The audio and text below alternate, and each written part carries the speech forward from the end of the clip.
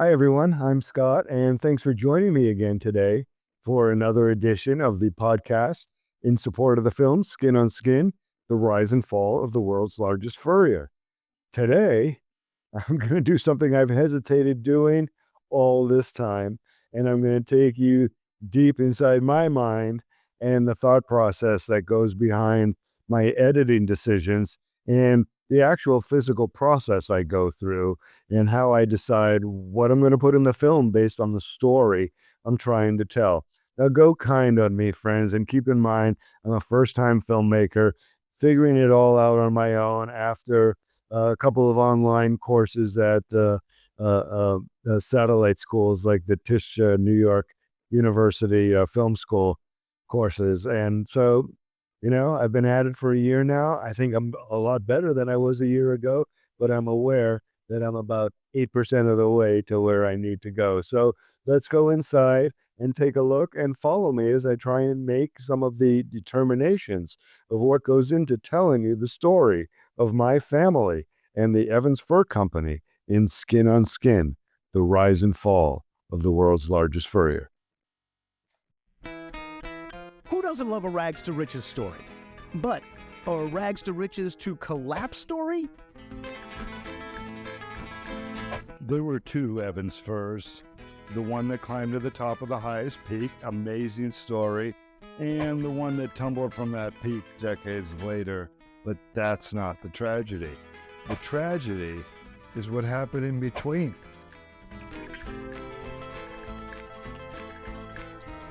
They lived the American dream, and they let a lot of people come in and live it with them. And it was a wonderful story until it wasn't. Coming from a generation that was so driven and willing to work 18 hours a day to be successful, there aren't that many people like that anymore.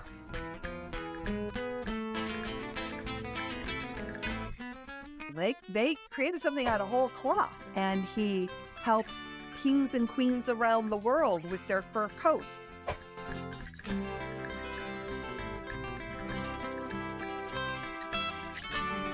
That was the era, I would say, the golden era of department stores and specialty stores.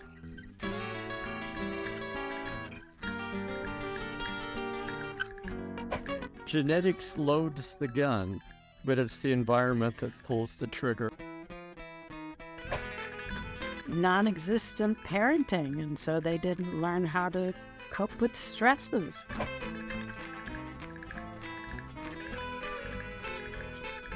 And I just look at the damage that my father created and the things that he has said.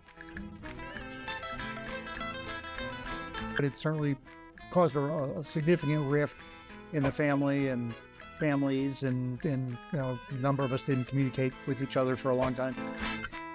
You marry into the family, you marry into the business, because that is your life.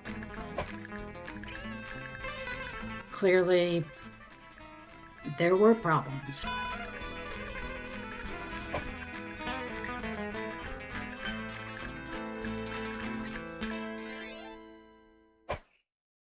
As you'll recall, I'm telling the story of the 6 siblings of my great-grandparents on my mother's side, Rose and Julius Meltzer, who came to America in 1912 and shortly thereafter kind of abandoned their children. My great-grandmother went to bed and pretty much stayed there, and my great-grandfather really never found his footing to have a career and make a living to support his family. However, the 6 children who were abandoned and left to fend for themselves all stepped up and did unusual things, and in many cases succeeded in unusual and unpredictable ways, even while they were dealing with the traumatic effects of this abandonment from their parents. And one of the things you see in the film is that each of the 6 kids respond to this parental abandonment in their own unique ways, some surviving it while others did not. One of the things I try and do as we discuss the film is weave in the story of the Evans Fur Company into the story of my family, the Meltzers. Now, originally, as you may have heard me speak about on other podcasts, the film was originally a story about the Evans Fur Company and the rise and fall and 70-year arc of this company that was, quite frankly, a remarkable story on its own. From A.L. Meltzer and his wife and brother Herman founding the company in 1929, the year of the stock market crash, to the company going public in 1962 and becoming the first retail fur company in the United States to do so, to A.L. Meltzer's turnover of the company to his son David, and what went on beyond that.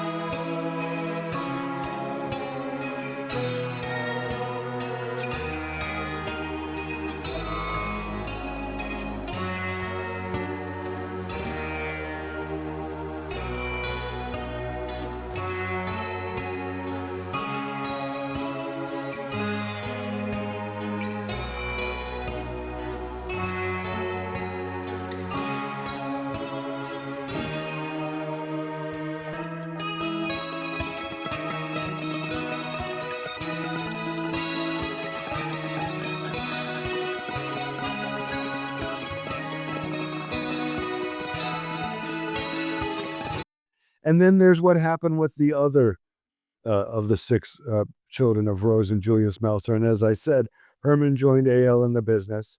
Bernie and Jack went into law careers. My grandmother, Thelma, she was sent to finishing school to learn how to care for them all.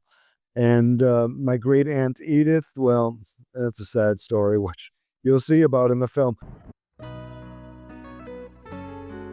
How do I feel about it today?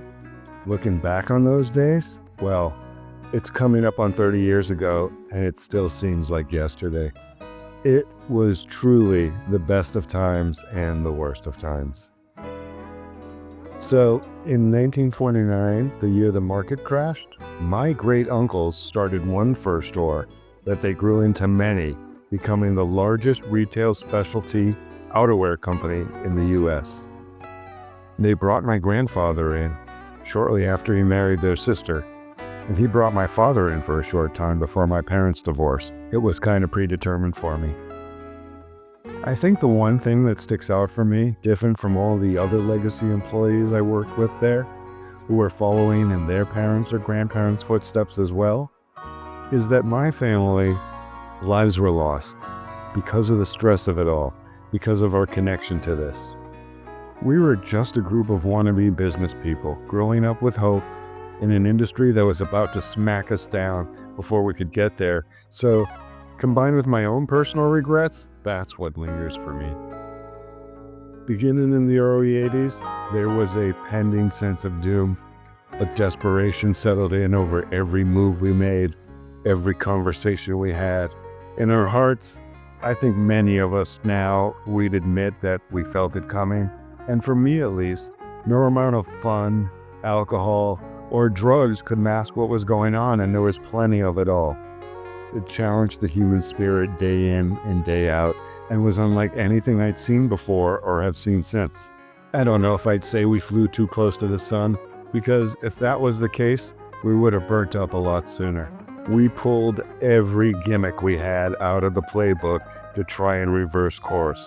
From sales to celebrities, none of it worked. Our plane was in an irreversible tailspin. The first time, it was just a handful of protesters outside on Black Friday, but you felt protected by the physical barrier of the store itself. By the time they were chaining themselves to the racks and handcuffing themselves to the fixtures, we knew we were sunk. Our passion for what we did paled in comparison to their commitment to their cause. Lessons learned? Wow. We all now know that when you get to the top of the highest peak, there's only one direction that you can go.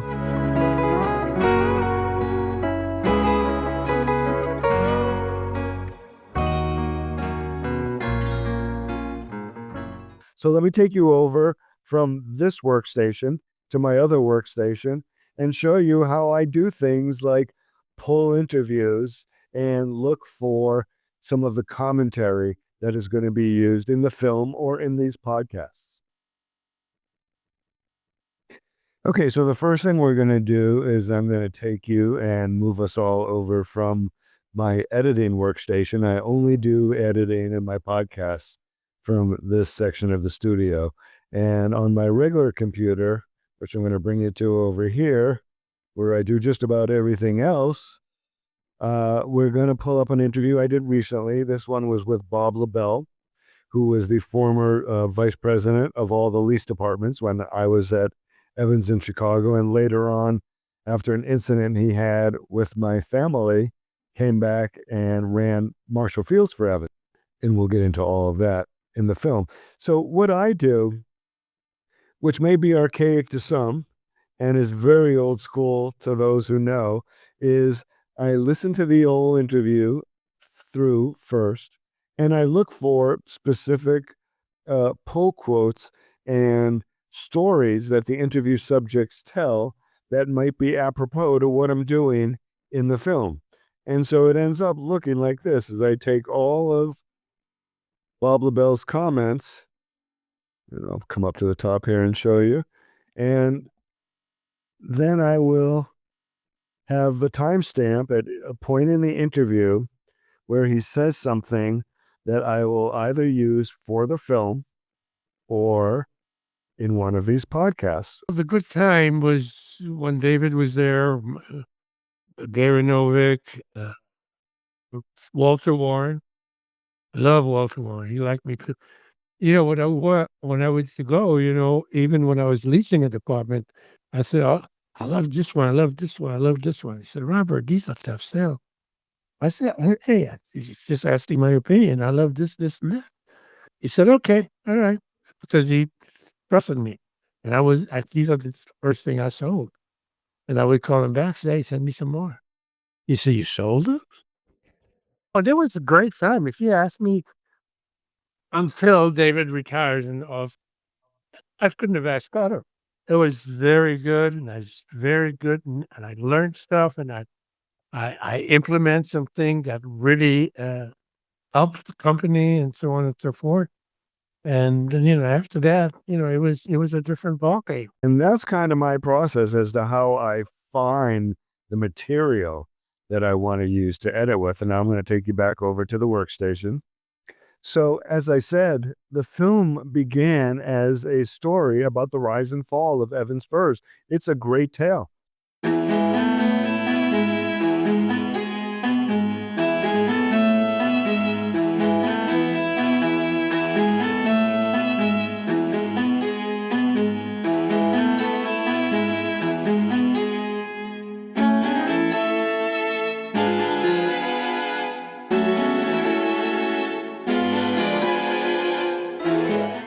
The strength of a family, like the strength of an army, lies in its loyalty to each other. Mario Puzo. In every conceivable manner, the family is a link to our past, bridge to our future. Alex Haley. In 1912, Julius Meltzer left Belarus to join his brothers in Philadelphia. It wasn't long before he summoned his wife, Rose, and their 4 children, which would soon grow to 6, to join him. By 1929, with their mother Rose retired to bed to stay, the oldest daughter, Thelma, was sent to finishing school to learn to help care for the family. 2 of the boys were on their way to Starr law careers, and the other 2, led by A.L. Meltzer, who later brought in brother Herman, were building what would become the first Furrier in America to become a public company before falling prey to time and generational shifts. because tragedy, both personally and professionally, was lying in wait and checking in for an extended stay, decades. And the Meltzers, beginning in 1936, would never be the same again. The tragedy train stayed in the station, even though very prosperous times for the remaining siblings were afoot. But money doesn't care who has it, and the Meltzer clan would be struck down again 30 years later, and then again almost 30 years after that. Two of the children and a great-grandchild of Rose and Julius Meltzer were victims of suicide. Coincidence? Epigenetics? Generational tyranny? Will we ever know? However, a deep sense of sharing existed between surviving siblings, the bond deeper than the average set of sibling relationships, formed under tremendously difficult upbringings, all of which led to various children, grandchildren, nieces, and nephews all joining Evans Furs at one time or another, including myself, where I began as a stock boy in 1975 and worked in various locations around the country for the company until 1995.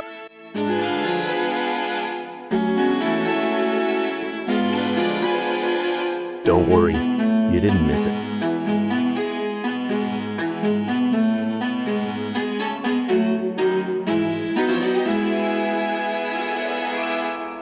Of a company rising to the top of the peak and then tumbling off of it because of its own mismanagement, hubris, as well as the anti-fur movement.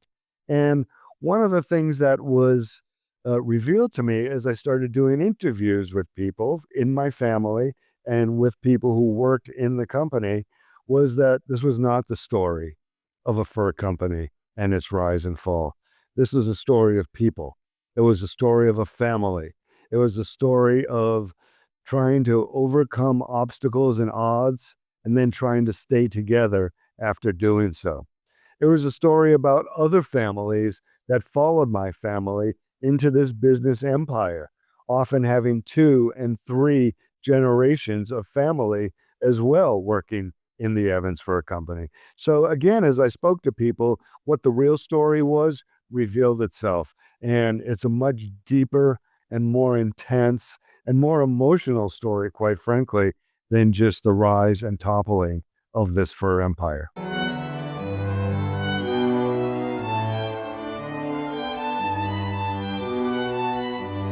I mean, she kind of felt like Superman, but he did make people around him feel real good about themselves because they were doing it right there with him.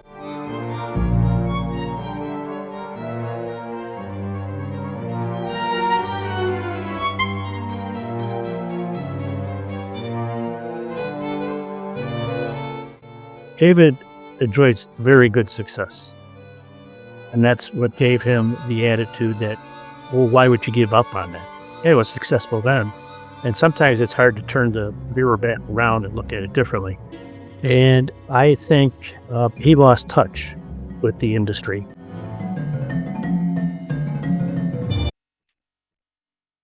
So the films, unfortunately, are also tinged with non-business tragedy, with personal tragedy, with lives ruined, and in cases, lives lost. And one of the things I struggled with in creating this documentary series was how far and how deep to go into the tragedies, the 3 tragedies that transpired in the Meltzer family over that same 70-year period, each time shaking the family and its foundation and reminding everybody who was a descendant of Rose and Julius Meltzer to look out, because this was lurking around the corner. You have to look for your own kids. We have a cycle of suicide, of depression in our family, and I've watched it not materialize, thank God, in my kids, and I'm looking for it in my grandkids, and I have seen it in one of my grandkids, and the steps have been taken. He sees a therapist, and he's doing fine, but there's that tendency to have depression. So you got to watch it. In the end, the story I had the most difficult time relaying to all of you was that of my sister, who was the 3rd tragedy, that transpired in 2004, actually 5 years after the Evans Fur Company shut down in 1999. But it was sort of the cherry on the icing of a cake of this 75-year arc of Evans and the Meltzer family from the time they went into business. And what I struggled with was just, again, how far and how deep to go into my sister's personal story.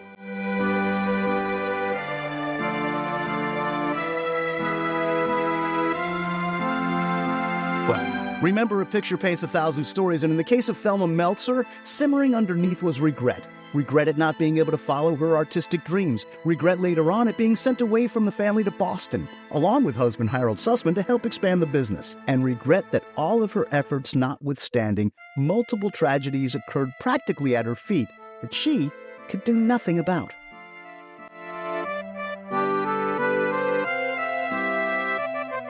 The time my sister passed away of suicide in 2004, my grandmother Thelma almost seemed resigned that these are the kinds of things that happen. In fact, her husband, my grandpa Harold, when I went and delivered the news to them, literally said, "These things happen."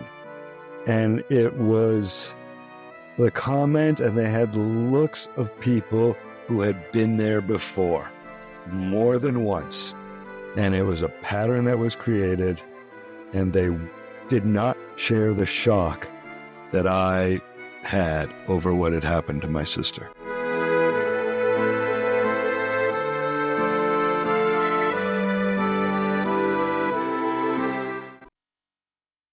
So one of the things that I also struggled with was not leaving behind the story of the Evans Fur Company. It is an amazing story after all. And even though the story and the arc of the story that revealed itself became more about my relatives and people than about this business empire, well, the business empire is still an important aspect, an important portion of the story.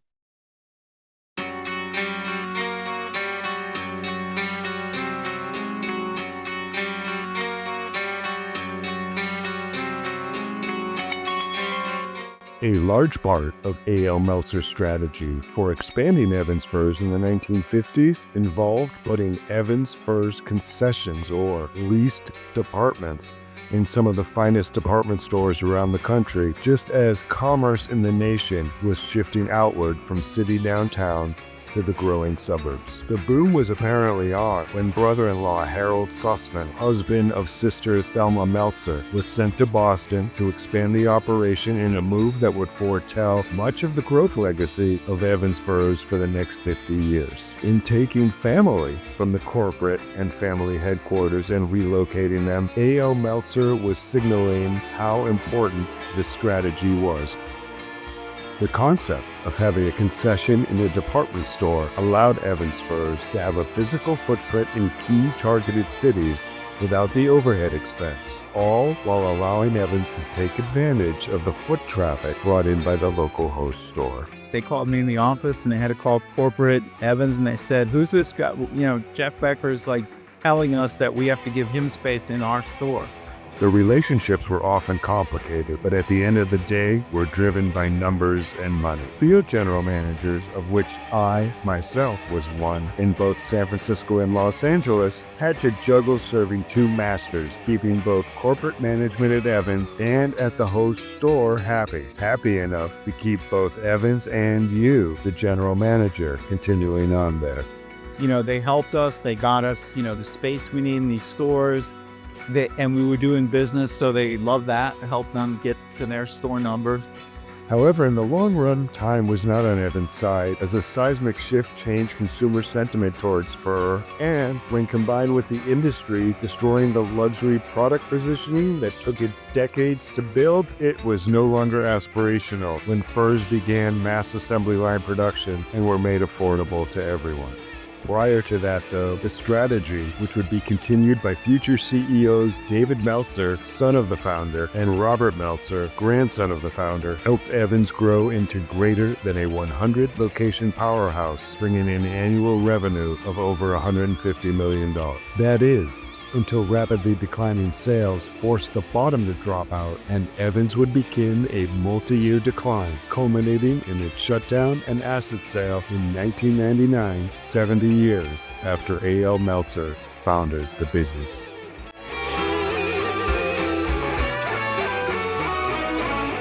We loved what we did, and we wanted to go out and, make things happen.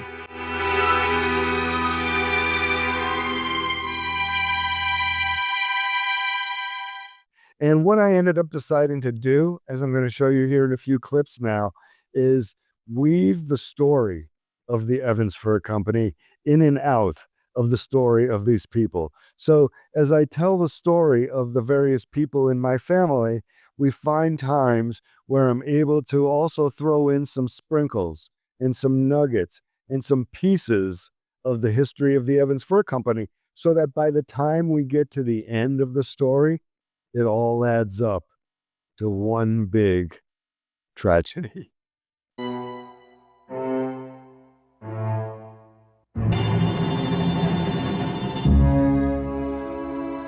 Things are good. We're opening stores. We're doing very well. We were in large, successful malls. We were busy every day. Everything was brand new.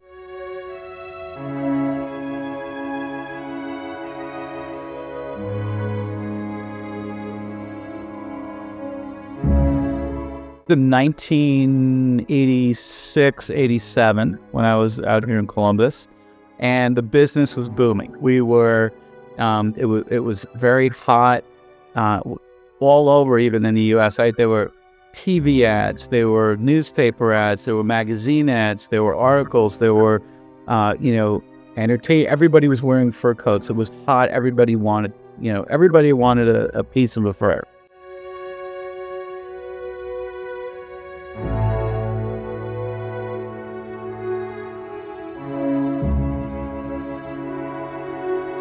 When I was with Ben Stroll, David Meltzer and Ben Stroll, they were so close.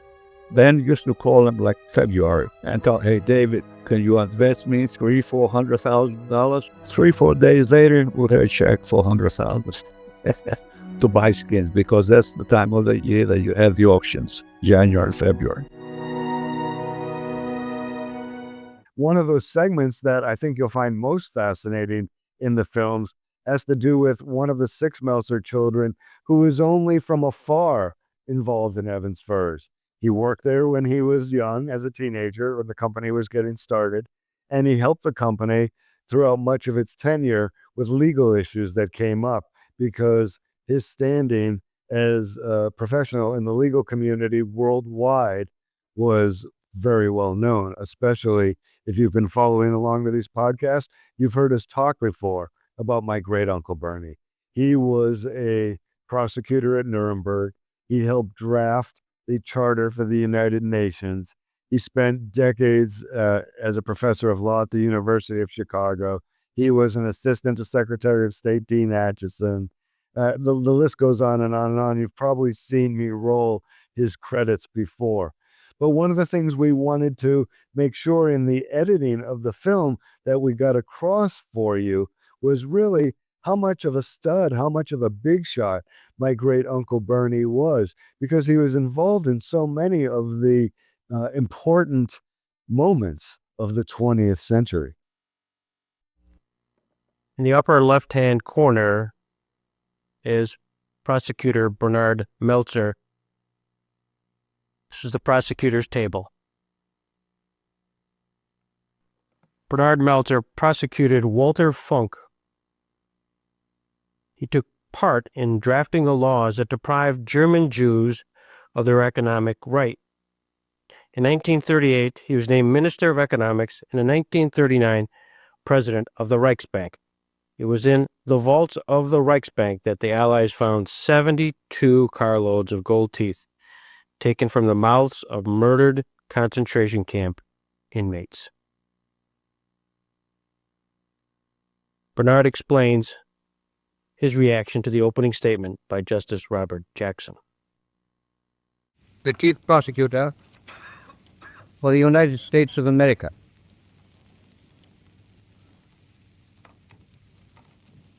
the privilege of opening the first trial in history for crimes against the peace of the world imposes a grave responsibility.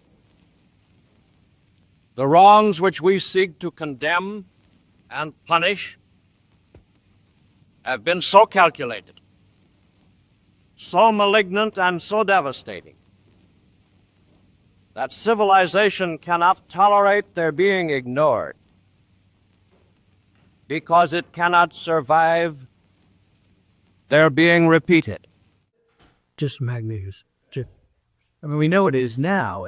No ways of erasure, but it laid the foul. You see, you got to remember the Americans had the conspiracy count. Right. So the Americans could wander over the whole field. And Jackson really gave in thumbnail the history of the regime and the oppressions and so on. And you know, had wonderful phrases. In a way, one hated to cannibalize the talk by quoting a few excerpts, but there's that wonderful statement of 4 nations flushed with victory, or so on. Subordination of power to reason, or so. But it was just. It was electric. It was electric.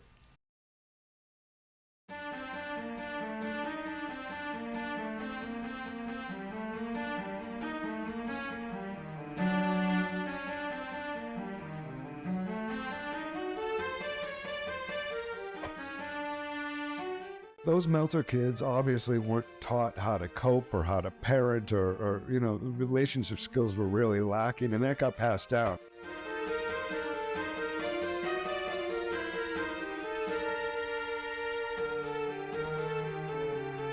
DNA really plays a role in any, in anyone's well-being, physical and or mental health.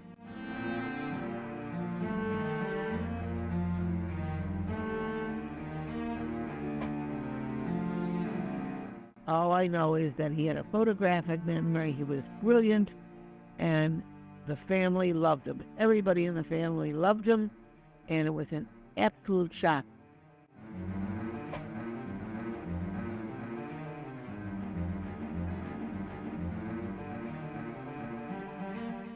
Yeah, I think she loved the way I looked, so she was always, like I was her little doll. She loved, but she was very interesting and fun and vivacious.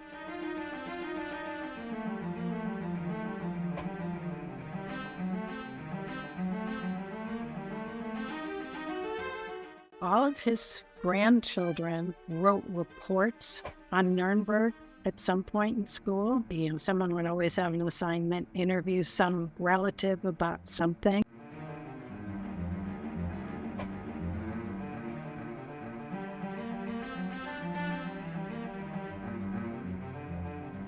Nonchalantly would toss a question out, and the beads of sweat were pouring off as he's trying to answer Uncle Bernie's question.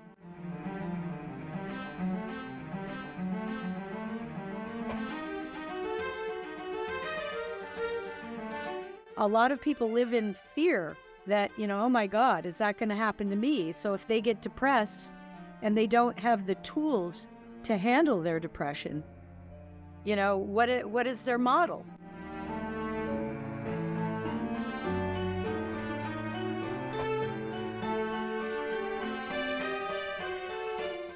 In the end, a lot of people got hurt. A lot of customers got hurt, and it was just a bad thing. Just a bad thing.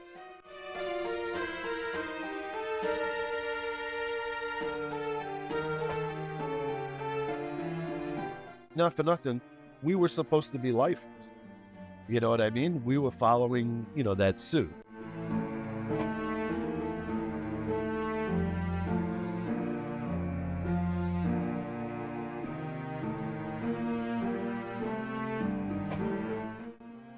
And he asked these guys a bunch of questions, and then he threw this dinosaur. I'll never forget it. He threw this dinosaur, toy dinosaur, on the table, and he says, This is what Evans is. And you know what happened to these dinosaurs.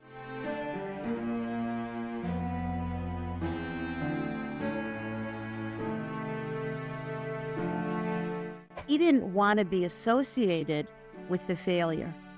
And I think that he just wanted to detach because that wasn't what the legacy that he wanted for himself.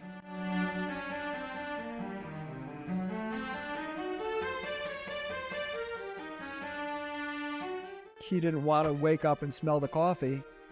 So he just, he did the things that he enjoyed doing. Especially people who were in the finance side, they were dealing with trying to put out fires every single day and trying to get enough money into the business to be able to pay the bills.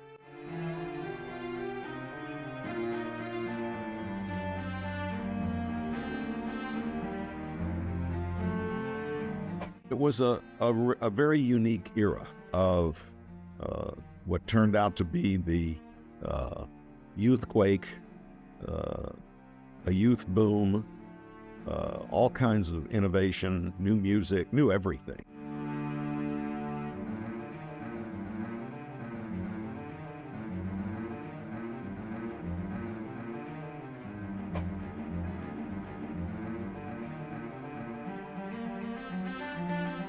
But that is their legacy, and it's tragic.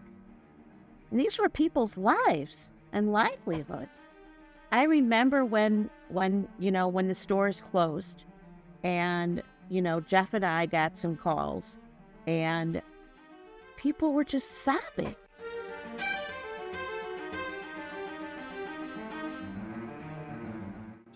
As things fell apart, that also became obvious. Well, they shut the doors on people. That was pretty high profile.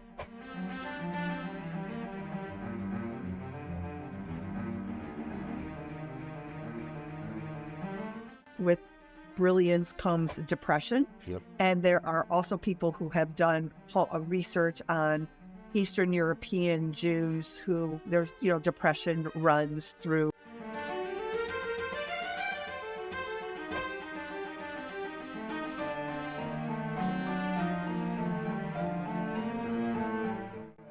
A fish has got to swim and an eagle's got to soar. That's their natural temperament and how they want to live and how they want to play. And when that's blocked, people are really unhappy.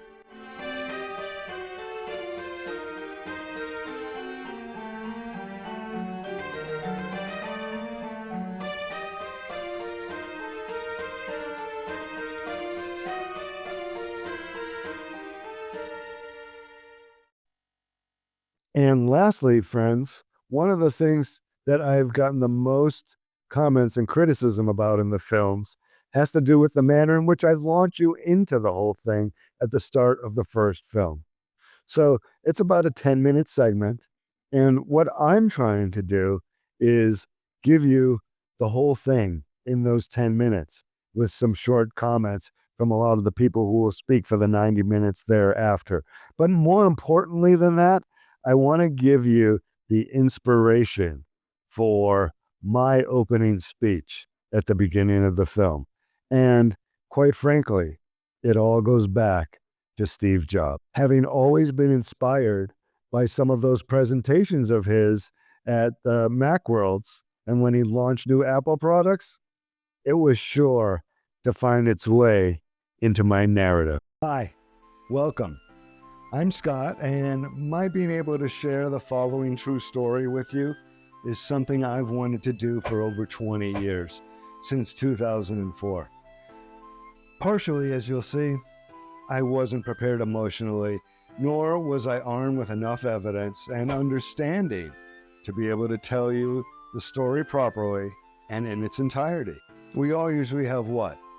One revolutionary person in our entire family, often going back generations, with stories worth telling to the world. But every so often, a family comes along with multiple stories worth telling. Fortunate? I don't know, but I'm able to say that I have multiple stories about my family worth telling that I'm sure you'll find compelling. Stories about immigrants and stories about generational triumphs tribulations, and tragedies, some of which you might even recognize from within your own family settings as seemingly familiar. In 1912, when it all began, my great-grandparents on my mother's side immigrated to America, and what would ensue literally changed the worlds of industry, politics, world diplomacy, and the law. However, not without exacting a tremendous price. So, let me introduce you to not one, not three, but 6 fascinating stories about my great aunts and uncles, and how these stories help to, in many cases, shape the current world landscape. I'm going to sit in the back here and watch alone with you as this story always brings tears to my eyes, even to this day. Maybe the result of having spent way too much time with my family and its history these past hundreds and hundreds of hours putting this together for you. So friends, that's today's episode of the podcast in support of Skin on Skin, the rise and fall of the world's largest furrier. Thank you as always for joining me. I look forward to convening with you again real soon and talking more about the films, dissecting the whole thing, and peeling back the layers of onion on the Meltzer family and the Evans Fur Company. See you soon. Have a great day. Before, the customer would build up, start with a fox jacket for $1,000, and then after 15, 20 years, she would buy the mink coat for $10,000. Right. So they build a collection. They go straight to the top now. A lot of these customers, they just go, "Oh, I saw this lynx cat. How much is it? Oh, it's $18,000. Okay, I'll take it." Because fur is cheap compared to everything else. Look at watches, look at bags, look at clothes. Well, you brought it up before. Fur has not changed dramatically in price. You know, No, I was in the fur business in the industry for 43 years. When I entered in 1977, a good mink coat was about $7,500. Right. Wow. When I left in 2020, a good mink coat was about $7,500. On the next episode of the Companion Podcast, in support of the film Skin on Skin, the rise and fall of the world's largest furrier film, telling us how they came to Evans Furs, what they were doing beforehand, many of them following their families and their own parents or aunts and uncles to Evans Furs. I came right before Herb retired. After they did the IPO, some of the underwriters said, you got to have somebody a little different in the CFO position. My father started working for Evans out of the military, and he worked downtown till 1971 when they opened up Yorktown. And my grandmother started her business in Montreal. When her 3 kids of age, she gave the business to the kid. I think I was about 17 years old. I was a child, and I worked part-time as a salesperson. And they saw that I had some brains and could do more than that. So they kept taking me away and always saying, here, you can do this and you can do that. And you can run the cash register. On the next episode of the Companion Podcast, in support of the film Skin on Skin, the rise and fall of the world's largest furrier,